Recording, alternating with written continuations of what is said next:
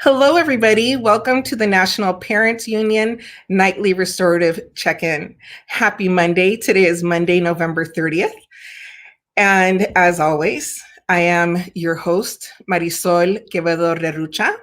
I am the mother to Camerina. I am the mother to Emilia. I am the mother to Sofia. I am the daughter to Abraham and Irma. I am the grandmother to Isabela Luna and Cynthia Iliana, and a new boy who's going to be coming into our lives in February. And I am the very proud granddaughter of Camerina, who was from Gomez Palacio, Durango. Alejandro, who was from San Jose del Cabo, Baja California, and raised in the missions here in California. I am also the granddaughter of Carmen and Francisco, both from Sonora, Mexico, who became farm workers and had 16 children. As always, I introduce myself in that way. Number one, it grounds me. It reminds me who I am and where I came from. I'm also reminded that the honor that I have of entering any room that I enter, be it in person, be it virtually, be on the phone, any space, that I enter it as the product of the hopes and the dreams of my ancestors, and also the products of the hopes and dreams and prayers and challenges and pain of my ancestors and my elders. And I also remind myself that I carry the hopes, the prayers, and the dreams for our future. And it's such a blessing to be a grandmother at my age, because I get to hold our future ancestors. And because of my age, I'm 46 years old, it's very likely, and I hope that I get to hold my great grandchildren one day. So thank you for that moment, for that time. I know that Thanksgiving was very different this year, that the holiday was very different for people. I just want to remind you how grateful I am for you. I'm grateful for who you are in this world. I'm grateful for who it is that you're dedicated to being. And I really believe that all of us are on this path of trying to be the best version of ourselves. So just want to thank you for that.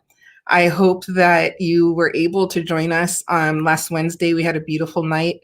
There was a lot of magic that happened. There was vulnerability. There was authenticity. There was, we even got to see live a great practice for dealing with your emotions. And of course, crafting with 6-year-old crafter Camilla, and also with Eliana. It was just a really beautiful evening and a beautiful way to step into the weekend. So the longer weekend. So thank you.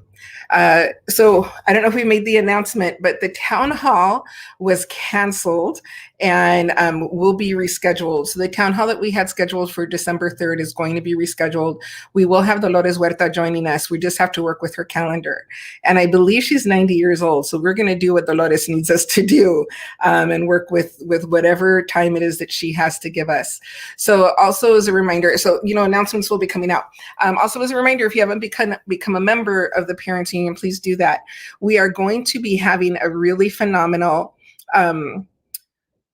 winter boot camp. It's an advocacy boot camp for families, for parents and kids together to learn how to advocate at your local and state level, if not even national level. So it's going to be a great experience, but you need to be a member. Membership is free. So please go to nationalparentsunion.org. Make sure you sign up for membership. And I think that's it for my announcements. So let's move into our breathing technique. And we do what's called the 4-7-8 breathing technique. And this was taught to us by Dr. Anjali, who does the show on Friday. So make sure that you watch the show on Friday. I will be with you Mondays and Wednesdays. And so the technique, we inhale for 4 seconds, we hold for 7, and then we release for 8. And we do this 4 different times. So we do this when we're transitioning into activities. We do this if we're having a hard time really resting, relaxing, going to sleep. We do this if we want to focus on something. So it's a really great overall technique. Okay, so let's get started. Put your feet firmly on the ground. And if you'd like to, you can close your eyes. Take a deep breath in and release. And inhale. 2, 3, 4, hold. 2, 3, 4, 5, 6, 7, release. 2, 3, 4, 5, 6, 7, 8. Inhale, 2, 3, 4. Hold, 2, 3, 4, 5, 6, 7.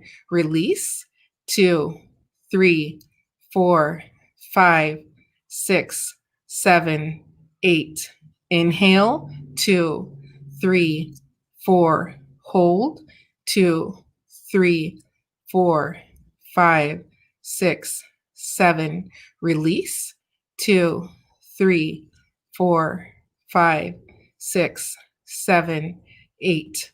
Inhale, 2, 3, 4. Hold, 2, 3, 4, 5, 6, 7. Release, 2, 3, 4, 5, 6, 7, and 8. I always encourage you to continue to use that technique. I had so many people tell me that it feels so good to them to take that time. And it's also helpful to use a timer or even to have somebody that can do that technique with you. So I encourage you to please keep trying, keep practicing it. And I see that we have Yolanda and Maritza have both said hello, or my tia Yoli. Hi, Yoli. Hi, Maritza. I'm glad that you're with us. And I'm super excited that you're with us because I'm have been waiting to have our guests come on for a very long time. So we have two guests that are coming on. So what we're going to do, I'm going to have Patricia come on first and introduce herself. And then we're going to have her step to the side. And then we're going to bring Jesus Cuauhtemoc in to introduce himself. And then we're going to have our conversation. So first, let's bring in Patricia Federico. Patricia, hello. Hello. Thank you so much. And thank you for the breathing exercise. That's amazing. It's so important for us to breathe and to be able to get grounded. So thank you for doing that. It's so organic and it feels so good. And It's also for reminding everybody. Oh, excuse me. Sorry, go ahead. I also wanted to thank you for reminding me of the traditional way of introducing ourselves. So I would like to take that opportunity to do that right now. And I am the granddaughter of Pablo and Guadalupe Federico on my father's side, Mexico. I am the granddaughter of Pedro and Ignacia Dianda on my mother's side, Mexico. I am the daughter of Juan and Concha Federico, Arizona. I am a sister, a cousin, an aunt, mother, grandmother to 5 beautiful grandchildren, Elaine, Marcello, Athena, Penelope, and Marley, who are very close to my heart. I'm a wellness practitioner, Arizona State Certified Massage Practitioner, and I offer several different modalities. And but most importantly, I'm here to be of service to you. My name is Patricia Federico, and I am a curandera. Thank you for allowing me to introduce myself in the traditional way.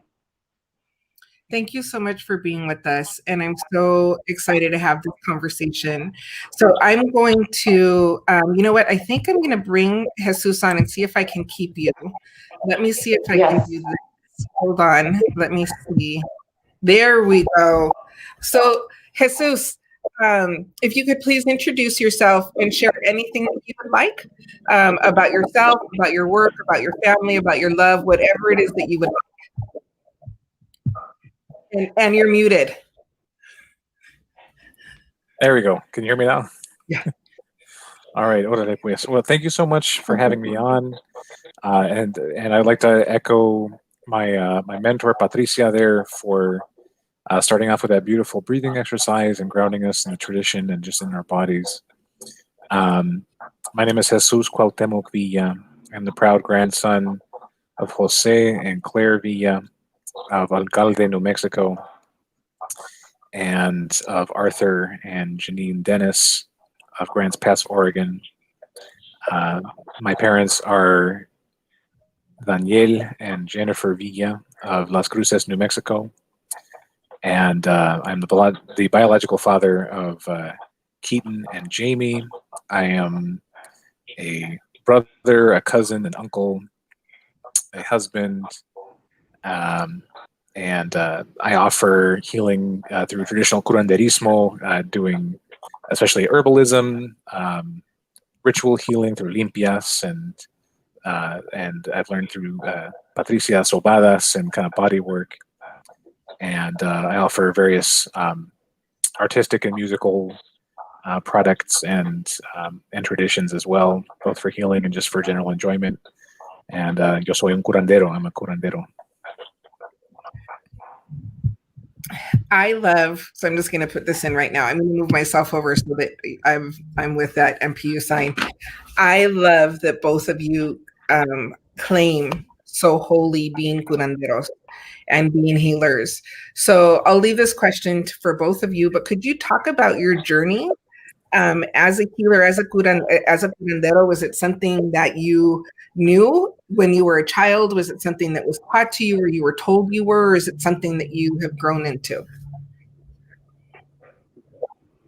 I'll go ahead and answer first with your permission. For me, I was about 9 years old and I grew up in a barrio called Las Cuatro Milpas. And my aunt, my tia Dora, lived right next door in a little old adobe house. And she was a sobadora. So as a young child, I witnessed sobadas, healings, rituals. And I was always very innately drawn to her work. And as a young child, I have always been blessed with second sight.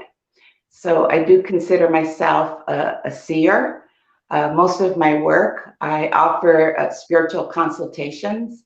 And my journey has been a really interesting one because there was a period in my life where I thought that the healing work was, and my parents even said this, that it was something I shouldn't be doing or shouldn't be considering because it was some sort of a bad luck or witchcraft or something to that nature.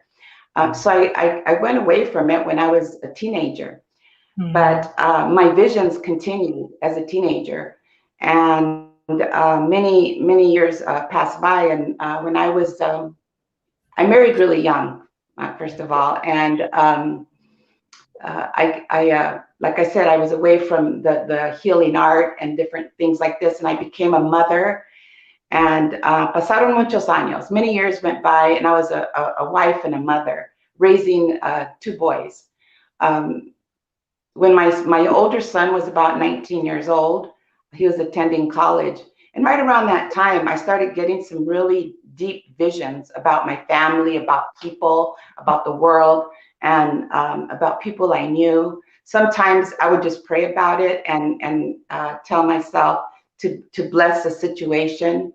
But one that I could not ignore was when I saw a vision of my 19-year-old son get shot by a gang. I saw the place it happened, the person that did it, and in the area that it happened on, that he was injured.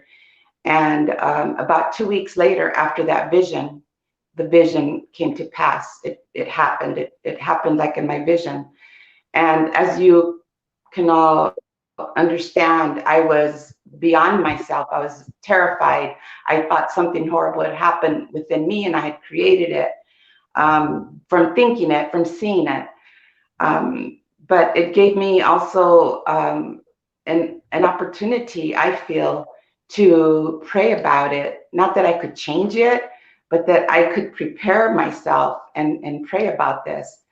And there's so much to it, and it would take a while, and I want Jesus to share his story as well. But what I can tell you is that my son survived the shooting, and he recovered. And at his hospital bed that day, when he opened his eyes, I made a vow. I made a commitment to source, to God, to spirit, to all that is, I made a commitment that I would use my gifts and my gifts of insight to be of service to others, to be of service to community. So basically what I did is I did a manda. I made a vow. And most mandas you complete, you complete what you're going to do. You're going to go to the iglesia in Mexico and light a candle and do prayers or whatever your manda, whatever your vow is. But for me, my vow continues. It continues for my familia and for my community, is to do the best of my knowledge and abilities to be of service in that way. I have a quick follow-up question for you, and then I'm going to ask Jesus to answer the same question, the same first question. But Patricia, there is such a profound connection between mother and child. And it's such a I think there's something so spiritual, so otherworldly about it. Could you talk about your understanding of that connection with us?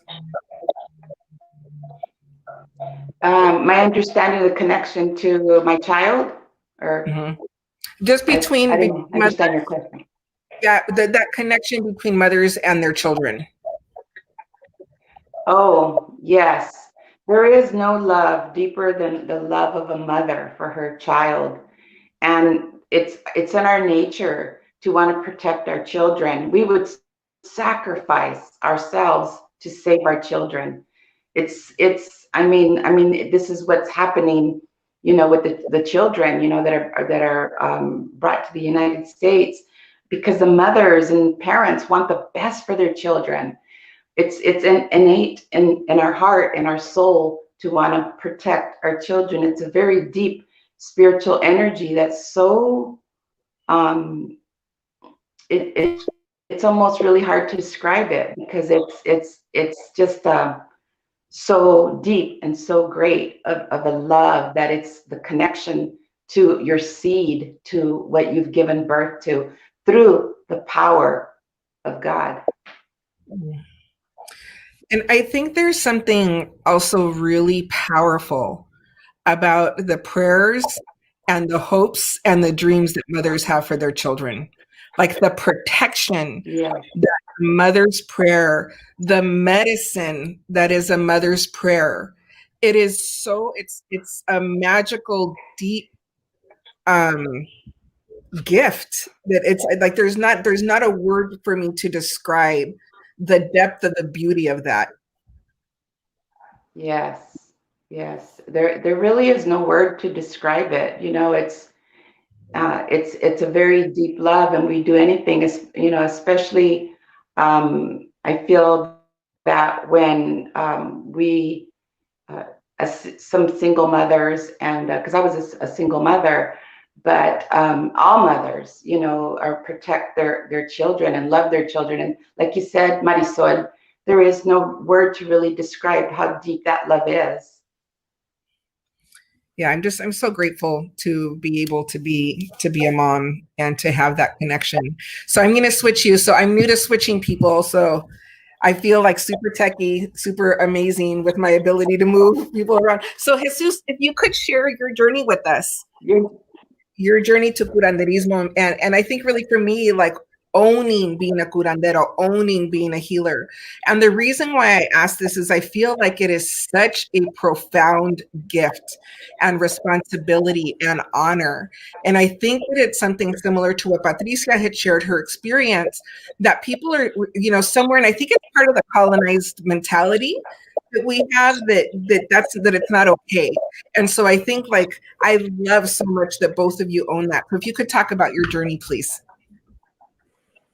Yeah, of course. So like Patricia, I grew up with really intense dreams and visions, and I just assumed that it was what everybody saw, right? Everybody saw these things in their dreams, or was able to kind of like leave their body, at random or at will. And so I never really paid a lot of mind to it. It wasn't really, and I mean, and I was exposed to curanderismo on a very practical level growing up in New Mexico, for example, like when my dad was muy mucoso, had a really bad cold or something, and so my abuelos would have him steam his head with eucalyptus and some other herbs, or things like that, or you would light a candle for somebody, you would pray a novena, and do a certain ritual to kind of help somebody through a hard time. So it was all, pretty just everyday kind of stuff, and I didn't really think anything of it and just assumed this is how everybody grew up, especially fellow Catholics, and I assumed that all fellow Catholics went and watched the snake dances and the deer dances and the and the turtle ceremonies, so I grew up in, between Las Cruces, New Mexico, and Española up north. And so a lot of the Pueblo indigenous folks would have their traditions that my indigenous grandfather would go and attend, and he would say, "Oh, los primos están bailando," the primos, our cousins are dancing, so we got to go and watch, right? So I kind of grew up with this Catholicism that was steeped in indigenous roots because my abuelo and his parents were indigenous. And just like healing was kind of at the forefront of everything. So I didn't think much of it until around 15 or 16 when I started getting really intense dreams that I shared eventually with my abuelo. And he told me basically like, well, mijo, these are signs that you are being called to follow the path of curanderismo, which my grandparents and my parents and their ancestors practiced. And so it's your turn, basically. I thought that was beautiful. And I took to it immediately. I started working with my abuelo and one of my cousins, Mary Vidente, to hone those techniques and to, improve my family don, family gift. And I will admit, I got kind of entitled about it. It was like, oh yeah, yo soy el descendiente de curanderos. I'm the descendant of curanderos, so I am a curandero just by birthright, and got a bit ahead of myself. And my abuelo, and specifically one of my tias, Mariluz, told me like, mira, mijo, you can't just call yourself a healer. You have to actually do the work. You have to go and do the apprenticeship. Otherwise, you're just putting on airs, and it's an ego trip, right? So like, do it right. And I took that to heart. And so, when I moved to Arizona in 2007 to go to college at ASU, I looked around for healers who were grounded in that tradition and grounded in, in an authentic and honest and loving path of curanderismo. And I was blessed and lucky enough to find Doña Patricia. I think that same year, 2007 or 2008, and I've been her apprentice ever since. It was just this last year or so that she and her colleagues recognized me as a curandero, and we're planning on doing a full initiation ceremony shortly here in the next month or two. To kind of seal the deal, as it were. But that was the big thing I think was accepting, like having the humility, right, or learning the humility to realize like I don't get to just claim this, right? It's not me who decides. It's God and it's the community who decides, right? You have to, just like any other thing, like if you want to go to medical school, you got to put yourself before the community, the doctors and the medical school and the medical board, and submit yourself. And then when they recognize you as a healer, then you become one. And so I've been very blessed, very privileged to serve under Patricia, to work with our wonderful colleagues in what we call the Star Circle of Healers, and be accepted by the community and realize my family tradition, but also this wider cultural tradition of curanderismo. So I'm very proud and very humbled and honored to carry this title. So I'm gonna move us here. So we had a comment, and I think this is really so. I want to little bit more from Sharonda Dawson. Hi, Sharonda. And she was in response to that a lot of us have had, I think, this way of being taken from us. And she says that similar traditions with Black folks and reclaiming our indigenous gifts. My mother and my whole family always had the gift of sight, but stopped talking about it when we left the South. I would love to speak to this with your permission, and with your permission, Patricia. Absolutely, mijo. So my master's work at Arizona State University was on the African roots of Mexican curanderismo and Mexican traditional healing. And you're used to seeing like the African roots of like Cuban healing or Puerto Rican healing, or like obviously the American South or Brazil, but you don't really hear it talked about a lot in Mexico. But the fact is that the transatlantic slave trade and reached all of the Western Hemisphere, and that includes Mexico, and we do have this deep and profound connection with West Africa and with the people who were stolen from their lands and forced into bondage here. And through their beauty and their resilience, their internal power, they kept their traditions alive in many ways that we can't even easily recognize today.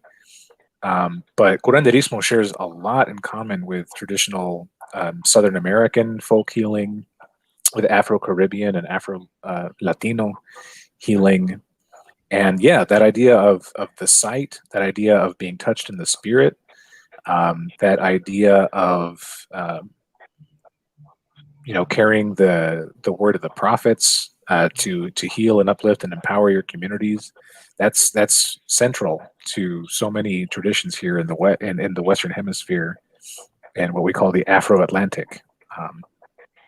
I've been blessed to work with a number of conjure doctors and hoodoo folk, or hoodoos from Texas, Alabama, Florida, the Southern American diaspora. And it's a beautiful gift to see, like, oh man, like this matches up exactly with what we do here. Like, we might call it this and they might call it that, but it's like meeting a long lost cousin that you didn't realize you had, but as soon as you meet them, you realize, like, somos familia, like we're all part of the same tree. So how do we, so for those people who are wanting the connection, who are feeling it, who know that connection is there, and who have lost it for any of the reasons that we've talked about, how can they start to connect back? And so I'm going to be very honest with you. Let me move here so either of you could answer.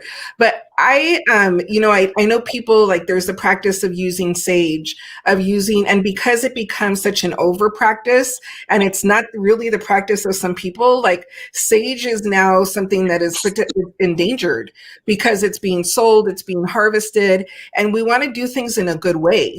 So part of, I think, the work is, I think people just don't know, like, where do I go? How do I learn? And especially, my best friend, my hermana, is African American, and she has never wanted to really like dive into the indigenous world because she feels like it's so sacred, especially for our American indigenous population and the things that were done to the land, to their community, and honoring that. But I'm so glad that you shared this, because like, I feel like there's so much that we need to learn together, and not just hold on to those titles, but those of us who are tribalists, I will say, who can't say like, this is, the land that I'm from, or this is where my blood is from. How can they start to connect and learn their traditions that they carry in their blood?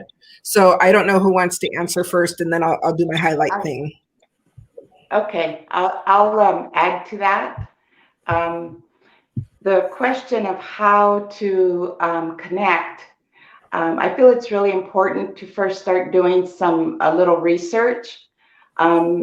Quite honestly, even though I was exposed or had the opportunity to witness the healings that my aunt did, I was still raised very religious and Catholic. So for me to be able to open up to this new way of healing, when I started to have more and more of those visions, and I had that experience that happened with me with my son, I started reaching out to people that were transparent. That's one thing that's really important, is to do a little research and reach out to people that are transparent. And I was had the opportunity and very blessed to connect with an artist. His name is Marco Alvaran, who was working at ASU, the Hispanic Research Department at the time. And I was actually looking for a logo for my practice, because I was doing my research. I was getting into the practice, and also following my own intuition. And when I met with Marco, he did say to me, "What do you know about your history? Like, what do you know about your ancestors?" And I didn't know a whole lot about my ancestors. My parents didn't talk about a lot about curanderismo, or a lot about healing ways, other than my tia, who lived in the adobe house, who everybody in the community, or not everybody, but most people were a little afraid of her, like a little afraid of the magic, And so when I started to do more research, it opened up a window. I had an opportunity. It opened up a door, a portal. And I started to do a lot more prayer and contemplation. And like you were doing the deep breathing, that sacred breath that brings in and wakes up your spiritual energy. And so I started to do a lot more of that kind of work. And it seemed like the doors opened. And I started to meet more and more people and more teachers. And then I've had several different teachers, but I connected with the University of New Mexico, Dr. Teo Torres, and attended several of the curanderismo courses. And during that time, I realized that I knew in my heart and in my DNA all along that it was right there. So to those that are asking, all along, it's within you. It's right there. All you have to do is give yourself permission to open that door and learn your history, and reach out to people that are humble and that are transparent, and that you see helping others in the community, that you see and learn about them. And the more you learn about those, you're learning more about yourself. So that would be the first step, is allowing yourself the permission, because it is your human spiritual privilege to own your own gifts. And we all have gifts, even though, like with the title that we have, or that, Jesus and those in my circle that are curanderos and have received their sacred cup. Those that are not in that circle, you could still practice, you could still learn, because it's your spiritual privilege to own your healing gifts. I had a guest come on, Shirley Torres, who is, she's with Homeboy Industries in LA, and she said, we all have a song that we're meant to sing in this world. And it's our work to learn what our song is and to sing it. And it's also our work to support others in learning their song and singing it. So Judith Yanis, hi Judith, is saying, Patricia, your words are penetrating my soul. Thank you for sharing your wisdom. And Sharonda Knott Dawson, it says, if you haven't already watched it, I highly recommend Lovecraft Country on HBO. It's a great introduction to the power of ancestors, magic, and its power. So I don't have HBO, but I obviously need to pay for it so that I can watch. Jesus, did you want to add anything to? Yeah, this really hits very close to home, because, my bisabuelos, my great-grandparents, Encarnacion and Maria de la Luz, they were both curanderos. He was a a huesero and sobador, so somebody who set bones and who did massages and did a lot of body work. My bisabuela was an herbalist and somebody who used the ritual side of things and prayer and divination to help heal people. And it was a deep family tradition for both of them, going back as many generations as we can name, right? And more. But with the migration to the U.S., during the Mexican Revolution, and the incredible societal pressures to abandon your indigenous ways. Both of them were indigenous Mexicans, and so the pressure to abandon being Mexican, much less to abandon being indigenous Mexican at the time, meant that a lot of our stuff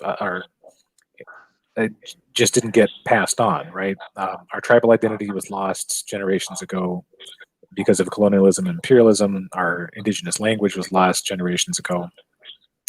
But what was left over was mainly passed down unconsciously, right? And so like that tradition of like father teaching son, mother teaching daughter, passing on the curanderismo person to person was broken for a little while in the U.S. here, where my abuelo watched it happen, but he was never formally trained or taught, right? And so, of course, my father and his generation weren't either.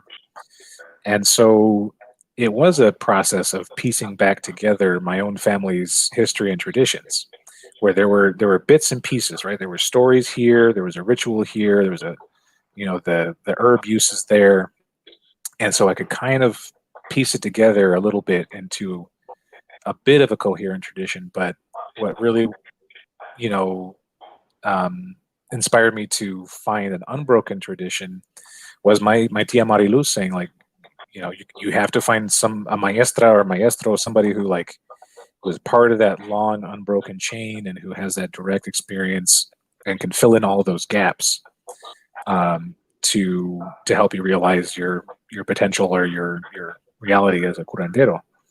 And I would say that to anybody else too, where like that's a very common story. I was very blessed to find Patricia, somebody who could fill in all those gaps, through my studies at ASU. I was able to fill in more gaps with research and other scholars' work, and realize, like some of these things that I just took for granted growing up were things that people study, right? And these beautiful, rich traditions that I just kind of took for granted. So I would echo what Patricia says, which is, first of all, like do as much research as you can. Research your family history, look into your genetics if possible. Um, eh, genetics aren't everything, but they do give you hints to where you come from, who you are on a deep level, on a human level. They help you learn your family's story. And so learn your family's story as much as you can. And then, yeah, find those practitioners who, in good faith, are working to restore and reclaim these traditions, right? Traditions that various powers and people have tried to stamp out for generations and have resiliently continued to exist and thrive in our communities. Find people who are practicing that and who come from those traditions and who have practiced that resiliency. People like Patricia, people like the curanderos and curanderas that we've worked with at UNM and in Mexico. If you come from a tradition other than curanderismo, find those root workers, find those santeros, find the candombleros, find the people who have been keeping those traditions alive, and apprentice yourself to them, or present yourself as a student, and put in the work, to continue those traditions. Right, a lot of this is the anti-racist work of reclaiming cultural heritage, of reviving cultural practices that might be forgotten or are nearly so, of actively resisting the forces or pressures to abandon these things, right? And so I think those are the really important things about, every human being has a direct ancestral link to a beautiful and powerful medicine tradition. On my mom's side, who are Northern Europeans, we have deep roots to Celtic and Germanic healing traditions.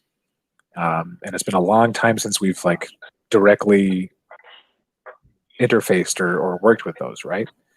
But when you find those people who have continued those traditions and do continue to work in those traditions, you can work with them to realize like how many of those things are still alive in your own family and how you can revive those things in your own family lineage. And same goes for any, ancestral, indigenous, Mexican, African, Asian, Australian, no matter where you're from. Every human family has some tie to a beautiful, powerful, and ancient tradition of healing. And it's a beautiful and powerful thing to reconnect with it.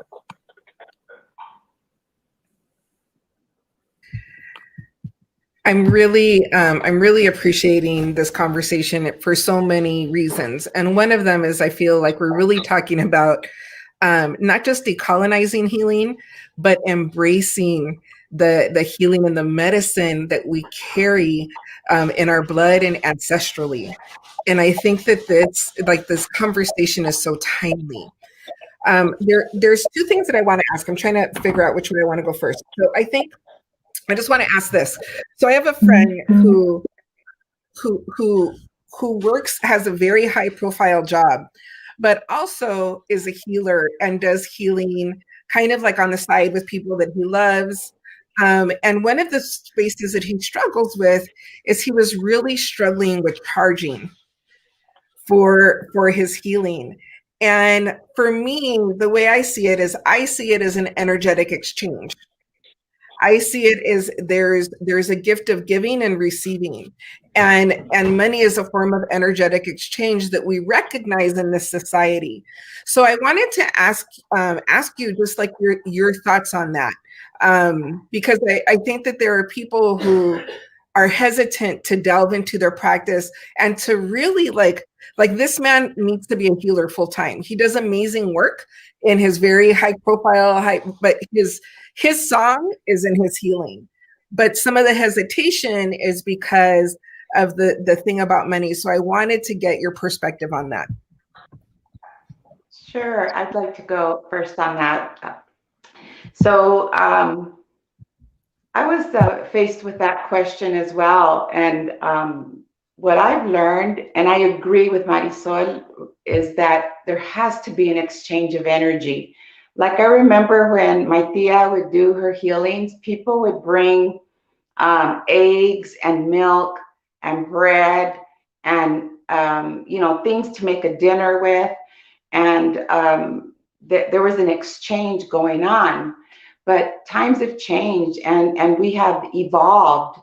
And, nowadays, the healer that's investing full time into their work does require a exchange of energy in order to sustain him or herself. Plus, it also, the way I see is that it allows us to invest back to the community by educating ourselves even more, like continuing to open our mind and to other ways, to other modalities, to constantly also to take care of ourselves, because that's one of the things that I share with my mentees and my students or apprentice is that it's very important to take care of the instrument, which is you. Because if the instrument is not tuned up or working properly, it could hinder the healing of the person that you're working with.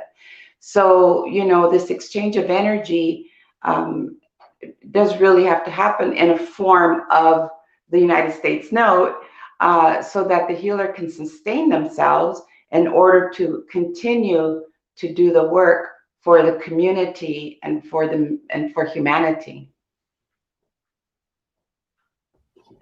Thank you. Thank you so much for that. I really appreciate it. And I think that it's also something that's important for people who are looking for this type of support to recognize that there needs to be an energetic exchange and an agreement on what that is. Jesus, did you want to add anything? Yeah, absolutely. Well, and this is absolutely something that I ran into, and I think that everybody who works as a traditional healer in some way, shape, or form has run into, right? Where as people who carry a tradition, we are honor bound to uphold some of those traditions, right? And one of the things that is very common is that, yeah, like traditionally you wouldn't charge money for your services, right? But there was always an expectation that you help me out because I help you out, and vice versa, right? That is a deeply indigenous American and deeply African um, viewpoint and cultural value is reciprocity. And I mean, it's there in ancient and older European traditions too. Just look at any fairy tale. There's all these stories about, you give something to the traveler so that they will bless you, or vice versa, right? Reciprocity is a deep cultural value. And so, back when you depended on your chickens laying, or your cow producing, or your crops producing, that was a great way of that energetic exchange, right? Was giving some food or a service. I'll fix your roof if you help me out with this susto. You know, um, there was always some good or service that you could offer. Um, but especially in the United States, where there's, especially in the last century or so, where we moved away from goods and services and more towards a capitalistic, currency-based value system, right? Um, I would love to just accept, eggs and produce and everything for in exchange for my services, but my landlord doesn't ask for eggs or produce.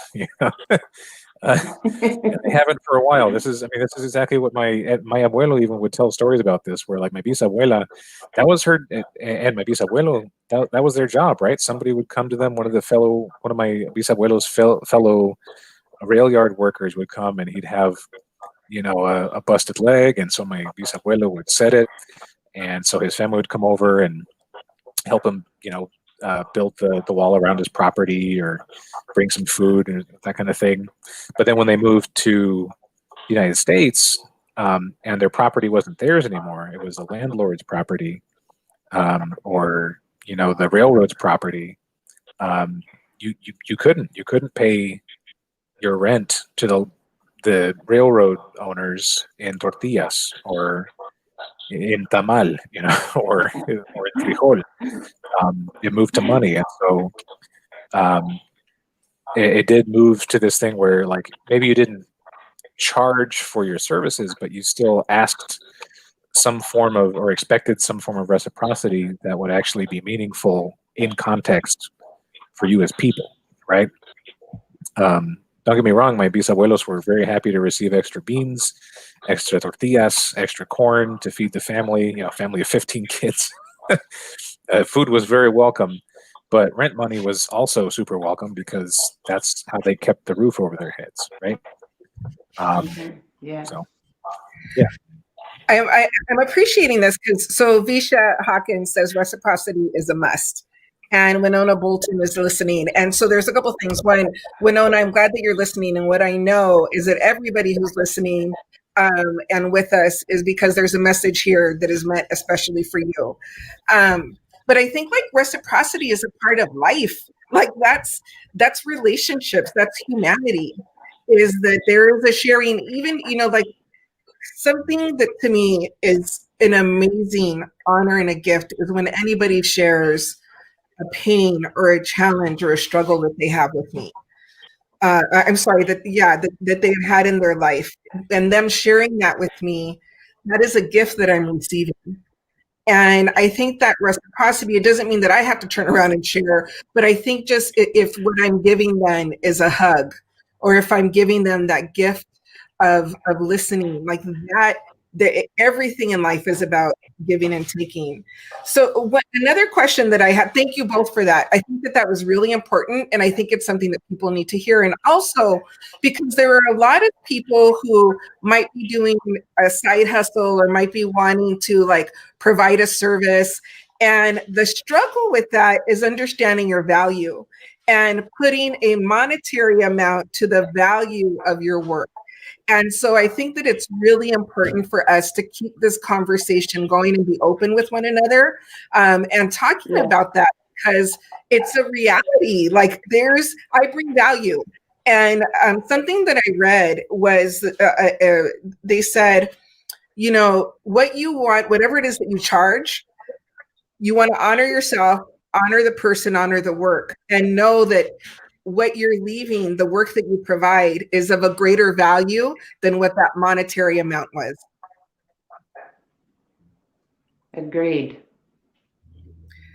And so I wanna thank you both for this conversation. Okay, Yolanda Castro, who is my aunt, the love of my life, she says, I truly believe that every family has a healer.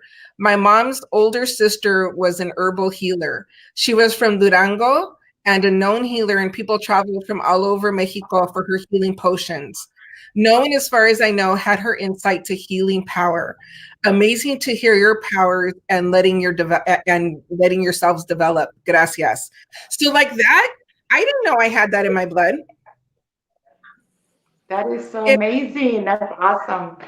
It had to take us talking about it and my tia, who's my number one fan, to be listening, to take and that's the most that she's ever written. She watches every show, and usually she's like, hi, mija, I'm here. But she's like, that's the most she's ever written. I think this work is important. Well, and isn't it such a beautiful testament to the medicine, right? Where as soon as you start sharing stories about it in your own family, all of a sudden those memories start getting sparked about like, oh yeah, I had that tia, or I had that abuela, or I had that comadre. So yeah. Yes, I agree. And this is just the beginning. This is the opening of it, is talking about it and recognizing that so many of us have this connection, that somebody in the familia was a healer, and that it's in our DNA. And it takes a door to open up. And I just love it that your tia sent that text on this show. That's amazing. And so my family, my tias are our family storyteller. Like, she holds the stories of our family. I remember one time we went to the Panteon, to the cemetery, and we went and she told stories about we must have visited like 5 grave sites. And this is the first I've ever heard of this tia, or of her mom's older sister. It's the first I've ever heard of it. And so again, I think it's part of breaking open, stepping like that idea of how colonized we are, and starting to accept, like, that is amazing. That is absolutely amazing that exists in our blood. So I think we have time for one more question, maybe 2. But what I was hoping you could share is, what are some ways that people now in this time that you recommend that people can practices or a way for them to take care of themselves? With everything, there's a lot of anxiety, there's a lot of stress, there's a lot of fear. There's also a lot of people who are really awakening to their intuition, to their own medicine. What are some recommendations that you might have for people to take care of themselves? Well, I'd like to share at least 3 of them. And one of them we just practiced at the beginning is the deep breathing. The deep breathing, it's our sacred breath. It pumps, the blood through our heart, and it tells our body that it's okay to let go and to relax and to receive that oxygen. So the deep breathing is very, very important, because sometimes we think that we're breathing deeply, and but we get involved with with other things, with business, with news, with family, with work. We get involved with other things, and then we forget to truly do deep breathing. So I feel that if you make it a practice, a discipline, every morning, or every night. I recommend every morning. And I recommend facing the east direction when you're doing the deep breathing, because I'm a big believer in the energy of the sun, of the tonali, the energy that comes from the sun. Even if the sun is not shining, into the window, you could still face the east. You could still imagine or visualize the energy of the sun. So the deep breathing and getting a little vitamin D, a little sun. And another one is movement. It's so important to move, because when we stay sitting for too long, or if we're, right now when everybody's home and working from home, we sit down for long periods of time. We sit down and watch Netflix for long times when, we feel like we just need to take our minds off things. And a lot of us seem to not be moving as much as we should. I know more and more people, I see more people walking outside, but that would be another one, is movement. Put on some music, color, do some color in a coloring book, or do a little painting. It doesn't have to be anything really super expensive, but you can, get creative, dig into your soul. And what does your soul tell you that you want to do? Do you want to move your body? Do you want to do some art? Going outside and going for a walk and, just looking at the leaves in the tree for long periods of time, or watching the movement of the leaves, things like that. Because when we connect and we slow down and we connect, we begin to, our body, the rhythm of our body begins to relax. It begins to calm down. So those are some of my recommendations. There's a whole lot more that, that we could do. Maybe another time we could share some more, but those are the three major ones that I totally recommend. And also, water is life. Make sure you drink plenty of water. I know a lot of my clients, I have thousands of clients. I've been in practice for 30 years. And a lot of my clients, they forget to drink water when it's not so hot outside, or when they're too busy, or maybe they start drinking more coffee than water, or think that it's drink more tea than they're drinking enough liquids. But it's really super important to drink water. Water is life, and you're 90% water. So it's very important to drink water and move and breathe. Thank you so much. Visha said, what a beautiful recommendation. Deep breathing while facing the east gives me goosebumps just thinking about it. So thank you. You're welcome. And Jesus, do you have any to add? Yeah, definitely would echo Doña Patricia's recommendations. Do something to raise your heartbeat, your heart rate at least once a day, preferably 30 minutes or so. So that's that movement. Whether it's working in the garden, taking a walk, working in the garden is wonderful because you can connect with the earth. If you don't have a garden, I encourage you to look for community gardens. Here in the Phoenix Valley, we have Tiger Mountain Foundation, Drinking Gourd Farms, local Black and Brown owned community gardens who offer farm plots for as little as $5 a month. So you can literally go out there, grow your own food, grow your own medicine, connect with the earth, breathe in a beautiful place. But yeah, movement, hydrate, breathing at least once a day, consciously facing the east, especially in the morning. One thing that I found really helpful too is to pick a sense, one of your 5 senses, touch, taste, sight, smell, hearing. Choose one of your 5 basic senses and really focus intentionally throughout the day on that sense, right? If you choose smell, really focus on everything that you smell, and if you can find all the different layers of it, right? I'm not just smelling dirt, I'm smelling, the minerals in the dirt, and the plants that are growing in the dirt, and the smoke that's on the breeze, and that cold, crisp autumn air, right? If I'm going to be focusing on sight, then I'm going to look at every color that I can and try and discern all the different names for those colors, all the different textures I can visually sense, right? And so on and so forth. Really focus on that sense and delving into the deepest experience of that sense.